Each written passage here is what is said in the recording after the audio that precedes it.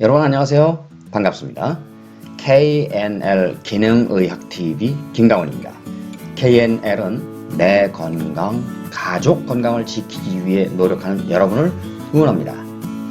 흔히 보충제나 약품 등을 섭취하여 혈관 청소를 한다 이런 소리를 들을 수 있습니다. 그런데 결론부터 말하자면 이것은 과장된 마케팅의 대표적 사례입니다.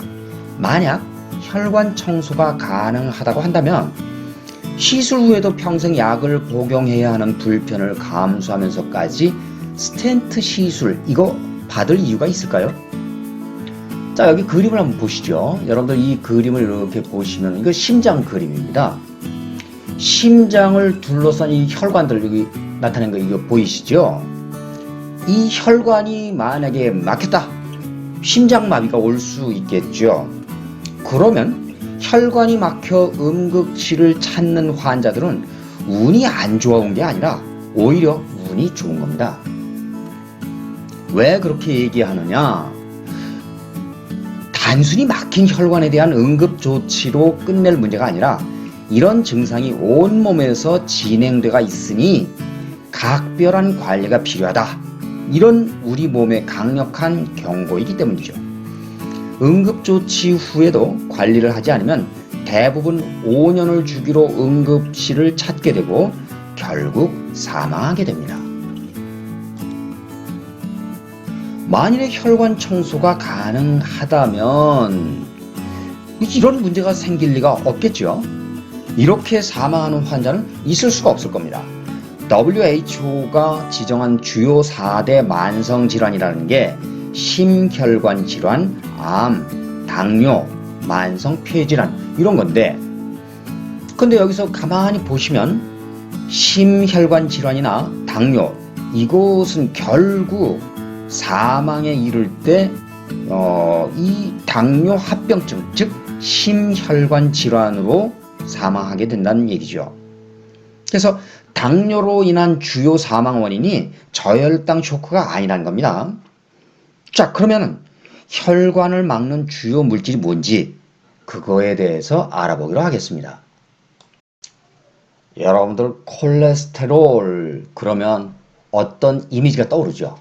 뭔가 좀 음습하고 찝찝한 그런 기분을 느끼게 해줍니다. 그런데 콜레스테롤은 담즙, 각종 호르몬, 세포막을 만드는 재료입니다. 또한 두뇌를 이루고 있는 성분의 약 70%를 차지합니다. 콜레스테롤은 인체에 반드시 필요한 물질이고 식품을 섭취하여 체내에 유입되는 양은 약 20% 정도니까 대부분 간에서 합성되는 거죠. 간은 탄수화물을 이용해 콜레스테롤을 합성하고 두뇌에는 스스로를 보호하기 위한 장벽, BBB라고 합니다. 이게 있어서 간에서 만든 콜레스테롤은 두뇌에 도달할 수 없으니까 독립적으로 두뇌에서는 콜레스테롤을 합성합니다. 그런데 콜레스테롤이나 중성지방은 물과 친하지 않기 때문에 혈액에서 운반할 수 없어서 일종의 포장이 필요한데, 그래서 만들어진 게 킬로미크론처럼 인지질, 단백질이 안쪽에 콜레스테롤 중성지방을 둘러싸는 형태가 된 것이죠. 무슨 소리냐? 지금 여기 그림을 보시면은 이 그림에서 여러분들 이거 포스포리피드 이렇게 써 있는데 이게 이제 인지질이라고 하는 겁니다. 자, 그리고 여기 아포리포프로테인 이렇게 나와 있죠. 이게 단백질이다 이렇게 보시면 되겠습니다. 그럼 인지질하고 단백질이 이렇게 빙 둘러싸고 있고 그 안쪽에 이게 트라이글리세라이드 이렇게 되어 있는데 여기 노란 거 있죠. 이 노란 것들이 중성지방입니다. 자, 그리고 요 안쪽에 이 파란 것들 이렇게 파란 것들 이렇게 들어있죠. 이렇게 파란 것들 요게 이제 바로 콜레스테롤입니다.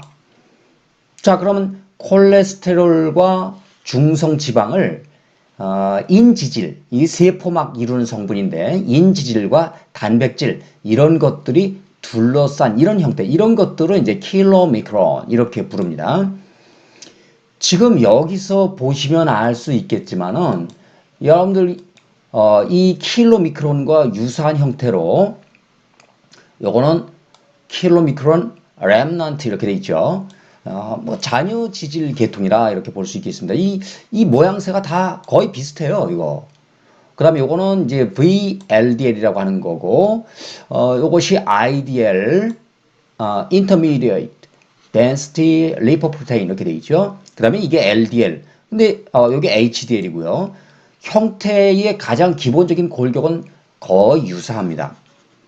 자, 이렇게 나타나는 것처럼, 우리, 킬로미크론, 이런 형태의 그 모양을 전부 다 기본적으로 가지고 있어요. 흔히 HDL은 좋은 콜레스테롤, LDL은 나쁜 콜레스테롤 이런 말을 많이 듣게 됩니다. HDL, LDL 이런 종류를 넓은 의미로 킬로미크론 이렇게 부르는 겁니다. 그림에서 지금 소개한 것 같은 그런 모습을 가지죠. 하지만 HDL은 좋고 LDL은 나쁘다. 이런 인식은 콜레스테롤 구조와 기능에 대한 이해 부족이 낳은 결과입니다. LDL과 HDL은 지방과 단백질의 결합물로서 LDL은 동맥 내의 콜레스테롤 수치를 높이는데 산화, 염증, 혈당 상승 이런 걸로 인해서 손상된 내피세포의 출혈을 막기 위해서 콜레스테롤과 칼슘을 이용해 보수하는 역할을 누가 해요? LDL이 합니다. 보수 과정에서 사용된 칼슘은 혈관 경화를 일으킨다. 이건 일종의 이제 부작용 같은 그런 문제가 되는 거죠. HDL은 보수 과정을 마친 LDL을 간으로 이동시켜서 혈중 LDL 수치를 감소시키고 간으로 이동한 콜레스테롤은 대사 과정을 거쳐 분해됩니다. 혈중 HDL을 높이는 데는 오메가3가 효과적입니다. 여러분들 골다공증 이런 얘기 많이 들어봤을 겁니다. 골다공증이라고 하는 것은 뼈에 칼슘이 제일 많이 들어있죠. 뼈에 들어있는 칼슘이 자꾸 빠져나가가지고 뼈가 숭숭숭숭 구멍이 뚫렸다 뭐 이런 의미를 부여하고 있는데 이 칼슘 빠져나간 것을 다시 혈액에서 칼슘이 원래의 자리 뼈죠. 뼈로 되돌아갈 수 있게 만들어주는 게 마그네슘이거든요. 자, 마그네슘은 칼슘의 혈액 내 재흡수를 돕는데 근육과 세포벽에 대해 칼슘과 마그네슘은 각각 수축과 이완 작용을 담당합니다. 구연산은 석회화한 칼슘을 용해시키고 녹인다는 얘기죠. 마그네슘, 비타민 K2와 함께 복용하면 칼슘을 혈액으로 재흡수시키는 것과 뼈로 재배치하는 데 도움이 됩니다. 칼슘과 마그네슘은 2대1 비율로 섭취할 때 체내 흡수율이 가장 좋다는 점도 참고하세요. LDL에는 타입 A, 타입 B 두 가지가 있는데 타입 B는 혈관에 치명적일 수 있으므로 각별한 주의가 필요합니다. 자, 여러분들 여기 그림을 보시면은요. 이게 그림에서 VLDL 요거는 아주 밀도가 낮다는 뜻이겠죠. 이렇게 해서 점차 LDL, A, LDL, B 이런 게 이제 형성이 됩니다. 자, 그런데 여기에서 보면 요 LDL A보다 LDL B 요게 문제가 된다는 얘기입니다. 그래서 LDL 수치가 정상 범위의 상한 경계 수치인 130mg/dL.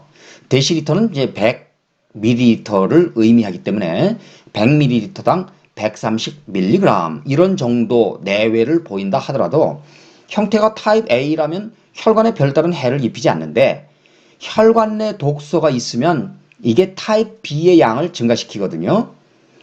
그래서 기능의학에서 말하는 독소에는 일반적으로 알려진 것 외에 정신적인 스트레스, 식품, 과도한 당분 섭취, 수면 부족 이런 것도 포함되는데 산화된 LDL이 바로 타입 B입니다.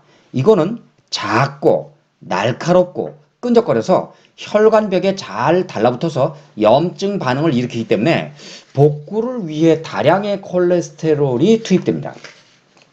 이걸로도 충분치 않으면 급기야 대식세포를 우리 적혈구 이렇게 부르죠.